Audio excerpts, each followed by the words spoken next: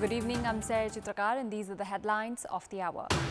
4 people dead in Kantipur today due to flood and inundation. Majority of the areas in Dodhara, Chandani and Purnabas inundated. Various highways remain obstructed. Details of the agreement between Nepali Congress and CPN-UML not revealed even after a week since reaching the deal. Doubts raised on the consensus reached in haste. At least 31 people killed in a massive missile attack launched by Russia against Ukraine. Ukrainian President Volodymyr Zelensky says Russia fired some 40 missiles at targets across the country. And government initiates works to improve the 3-1 University cricket ground in Kantipur. Flood lights being installed.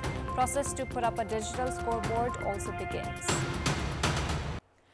At least 16 people have died, while 21 others have been injured in floods, landslides and inundation caused by incessant rainfall across the country in the past 2 days.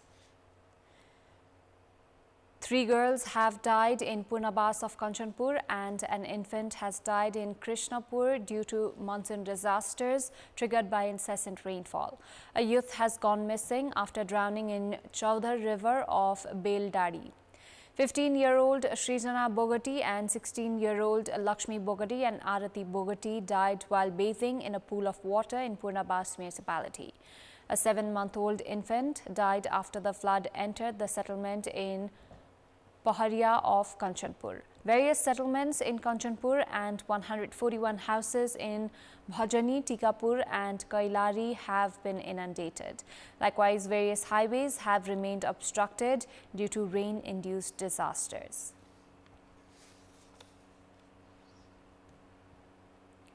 Risk of landslide has increased in various parts of the country amid incessant rainfall. The obstruction of roads has made movement difficult. The road section between Muglin and Nagdhunga under the Prithvi Highway, which is the main route to enter Kathmandu, is currently under construction. With the onset of the monsoon season, the risk of landslide at various places in the road section has increased. The road sections in Chitwan's Pisling, Dhading's Jogimara and Gulchi are at risk, in fact at high risk of landslide. Those who travelled through the route have been compelled to embark on their journey with fear and face hassles due to the obstruction of roads. Passengers have demanded to make movement easier by repairing the dilapidated roads on time. Monsoon-related diseases have started being reported amid relentless downpour across the country in the past few days.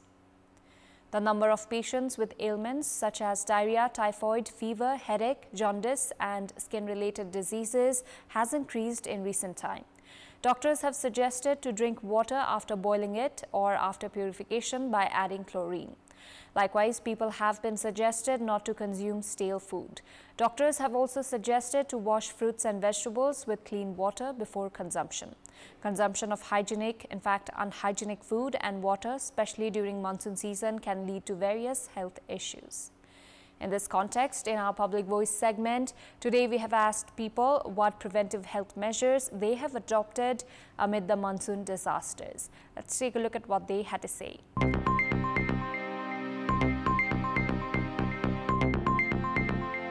मान्छेहरु बिहानदेखि भोकै छन् केटाकेटीहरु भोकै छन् सामान्यतया नास्तासम्म खान नपाएको अवस्थामा स्वास्थ्यको ख्याल भन्ने कुरो अलि टाढाको विषय हो पिउनलाई पानी छैन यहाँ हामीलाई भन्ने व्यवस्था खानलाई खाजा छैन केही पनि छैन त स्वास्थ्यको त केही अहिले होसै छैन हामीलाई झुल लगाएर सुत्ने बिना उजाला नहिड्ने तातो पानी तताएर खाने विपदको बेलामा हामीले चाहिँ यो अनावश्यक यात्रा गर्नु भएन पानी तताएर खाने अनि घरमा नै आफू प्रिपेयर भएर बस्ने घरमा नै घरेलु औषधिहरुको तयारी गरेर बस्ने पानी चाहिँ एकदम स्वस्थ पानी खाने गरौँ पानी घरमै तताएर हुन्छ कसरी हुन्छ कता छ ढिक कता छ खल्ला कस्तो छ अब त्यो पानीको कताबाट आउँछ बाढीहरु त्योलाई ध्यान दिनु पर्यो स्वास्थ्य सावधानी हामी आफ्नै सुरक्षा गर्छौं अस्पताल जान्छौं डाक्टरसँग कन्ट्याक्ट गर्छौं घरको छेउछाउहरु सफा राख्ने पानी जम्न नदिने अब साँझ सुत्ने बेलामा झुल प्रयोग गर्ने बच्चाहरूलाई फोहोर पानीमा नखेल्न दिने उमालेर पानी खाने अहिले त जटिल भइसकेको छ बाटो यहाँ घाटो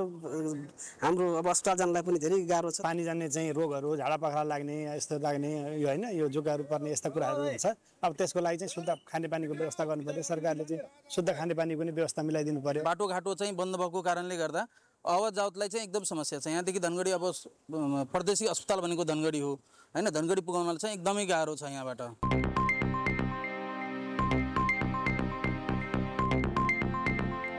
It has been 1 week since the two largest parties of the parliament, Nepali Congress and CPN-UML, reached a consensus to form a new government with their main agenda of amending the constitution. However, the agreement signed by both the parties has not been made public yet. Leaders have maintained that the agreement was signed. However, the general public as well as leaders of the two parties are still unaware about the contents of the agreement. The agreement reached between parties that lead the government must be transparent. However, the agreement reached between Nepali Congress and CPN-UML last week with their main agenda of constitution amendment has yet to be made public. The two parties are said to have reached a consensus on stabilizing the national economy by forming a government of national consensus and amending the constitution. Both the parties have approved the agreement from their parliamentary party as well. However, those who had approved the agreement have not yet been able to read the agreement paper. Nepali Congress President Deuba and CPN-UML Chair Oli have made no remarks regarding the agreement reached between them. Meanwhile, leaders from the two parties have went on to claim that an understanding has been reached between the two political powerhouses regarding the formation of a new government and constitution amendment and have indulged in debates regarding future course. A commission is said to be formed to amend the constitution. The jurisdiction of such a commission has not been made clear. The two parties are bound to make public the agreement signed by them and give assurances of change and progress to the general public by issuing the white paper. We'll take a short break here. We have more news coming up. Time now for our segment, Public Pulse, where you text us with your opinion. Public Pulse. Before that, let's take a look at the result of yesterday's poll. Yesterday, we had asked what should be done not to obstruct the works of the municipality after the suspension of its chief. 49% voted for A, formulate municipality's law, 14% for B, make the chief's work transparent, and 37% for C, give priority to the issue. And here's today's question. Why has it been difficult to spend development budget even as the government has allocated it in low amount? The options are A, lack of capacity, B, plans not being effective, and C, procedural hassle. Voting is on. Type NEWS, select your option A, B or C and send it to 34001 to share your opinion with us. Time now for international update.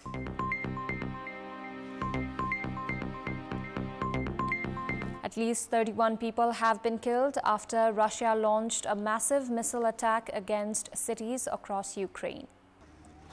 In the capital, Kyiv, at least 9 people were killed in a rare daytime attack. The city's mayor said a children's hospital was hit by the missile strike and was being evacuated. Ukrainian President Volodymyr Zelensky, who is due to visit Poland, said that Russia had fired some 40 missiles at targets across the country. Health Minister Viktor Lyashko said cancer and intensive care wards had been hit in the blast. Photos from the scene showed young children, some with IV drips, sitting outside the hospital as it was evacuated. Elsewhere in Kyiv, at least 10 people were killed and 31 wounded following the attack on the city. Of those, 10 were seriously injured. Kyiv is Zelensky's hometown and has been repeatedly attacked by Russia since it launched its full-scale invasion of Ukraine in February 2022.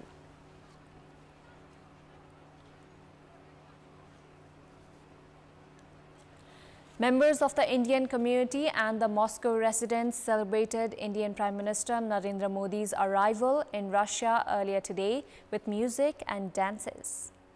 A cheerful crowd gathered across the street from the Carlton Hotel where Modi and the Indian delegation are staying during their visit to Russia. Indian Prime Minister Modi arrived in Moscow for a two-day state visit where he is to hold informal face-to-face talks with the Russian President Vladimir Putin.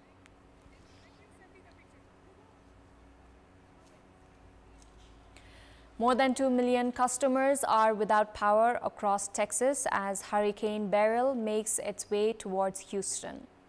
Services have stopped in Houston with public transport suspended until further notice and many hospitals cancelling elective surgeries. Beryl is sweeping inland across the state, bringing storm surges and wind speeds of more than 74 kilometers per hour. Houston area utility provider Centerpoint Energy reported that more than 1.5 million customers are in the Houston area. Beryl has killed at least 10 people. One person died in Houston's Harris County this morning. 9 others died after the storm hammered the Caribbean islands and Mexico's Yucatan Peninsula.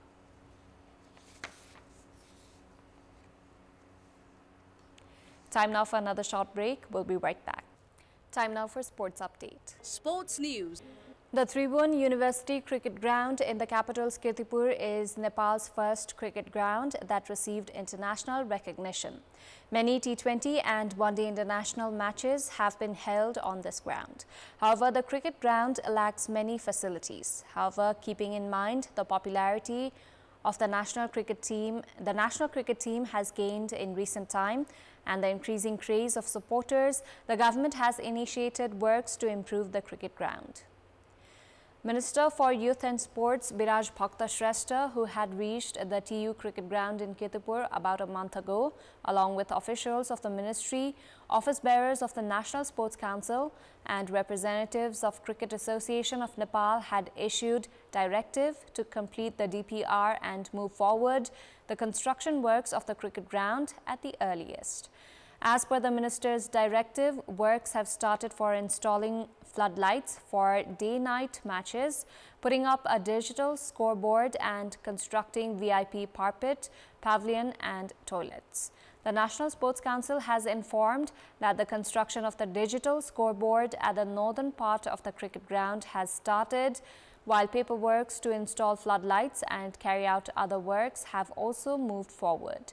Nepal has the highest number of cricket fans among the associate nations. However, due to the poor infrastructure at the cricket ground, fans have been compelled to bear the brunt during tournaments. The men's national cricket team has already participated in the T20 World Cup on 2 occasions. Nepal has also hosted international tournaments at the ground.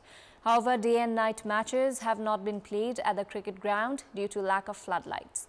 All required infrastructures and facilities are needed to hold international tournaments.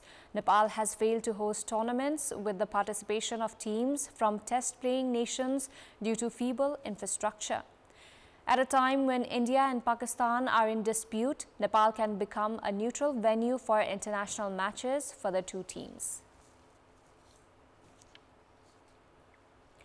Central selection of players has been complete for the upcoming Under-19 SAF Championship to be hosted by Nepal. All Nepal Football Association (ANFA) carried out the selection process in 3 phases. The selection process started from 47 districts and then went to provinces and reached the center. 40 players are to be called for closed camp training in preparation for the upcoming Under-19 SAF Championship. A total of 260 players had participated in the central section held at the ANFA complex in Sadabato, Lalitpur.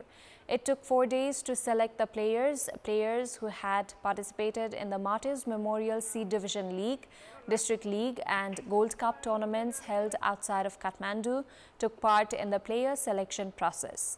The Under-19 Men's Under-19 SAF Championship is scheduled to be held in Nepal from 16th to 28th of August next month. In the previous edition of the Under-19 SAF Championship, which was also held in Nepal, host Nepal had lost to India in the semi-finals. Nepal are in Group A alongside Pakistan, Bangladesh and Sri Lanka. Meanwhile, Group B comprises of teams from India, the Maldives and Bhutan. India have lifted the Under-19 SAF Championship title on 3 occasions, while Nepal have become champions twice. Nepal had lifted the titles in 2015 and 2017, the first 2 editions of the tournament. That's all for the moment. Thank you for watching. Good night.